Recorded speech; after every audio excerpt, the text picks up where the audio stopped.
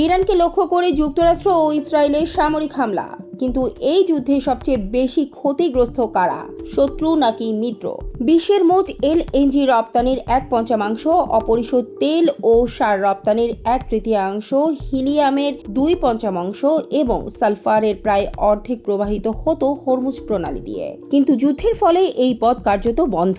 ইরানের পাল্টা হামলায় উপসাগরীয় তেল গ্যাস স্থাপনা ক্ষতিগ্রস্ত, ট্যাঙ্কার চলাচল বন্ধ, বিমা খরচ আকাশছোঁয়া। ফলাফল একসাথে 3টি সংকট: জ্বালানি সংকট, খাদ্য সংকট এবং ডিজিটাল অর্থনীতির হুমকি। কারণ তেল গ্যাস চালায় শিল্প, সার চালায় কৃষি, আর হিলিয়াম ও মাইক্রোচিপ তৈরিতে সালফার অপরিহার্য।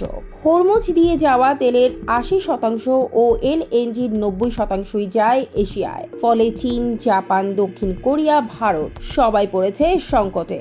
দক্ষিণ কোরিয়ায় শেয়ার বাজার 12% ধসে পড়েছে, থাইল্যান্ড 10.7%, ভিয়েতনাম 8.8%, জাপান 7.2%। এগুলো শুধু সংখ্যা নয়, এগুলোর ধ্বংসপ্রাপ্ত মূলধন, স্থগিত বিনিয়োগ এবং বাড়তে থাকা ঋণের প্রতিফলন।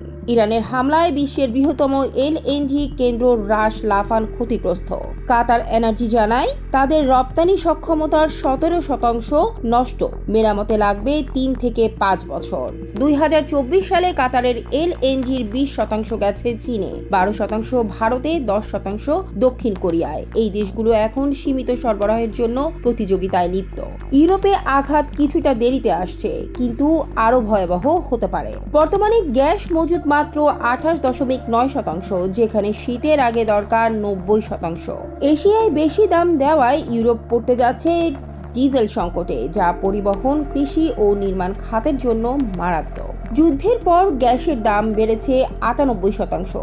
সবচেয়ে খারাপ পরিস্থিতিতে দাম পৌঁছাতে পারে 90 ইউরো প্রতি মেগাওয়াট ঘন্টায়, যা 2027 সালের আগে স্বাভাবিক হবে না। জার্মানির বাজার 8%, ফ্রান্স 7.7%, ইতালি 6.6% কমেছে।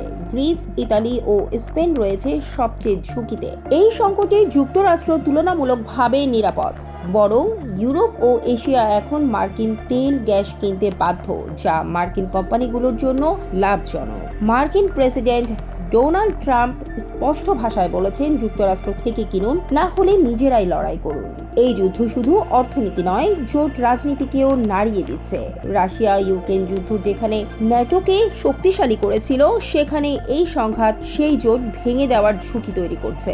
এই যুদ্ধে ইরান ক্ষতিগ্রস্ত, কিন্তু সবচেয়ে বড় মূল্য দিচ্ছে যুক্তরাষ্ট্রের মিত্ররাই। তাহলে প্রশ্ন হলো, রাজনীতিতে শক্তিধর দেশের বন্ধু হওয়া কি সত্যিই নিরাপত্তার নিশ্চয়তা, নাকি সেটি কখনো কখনো সবচেয়ে বড় ঝুঁকি?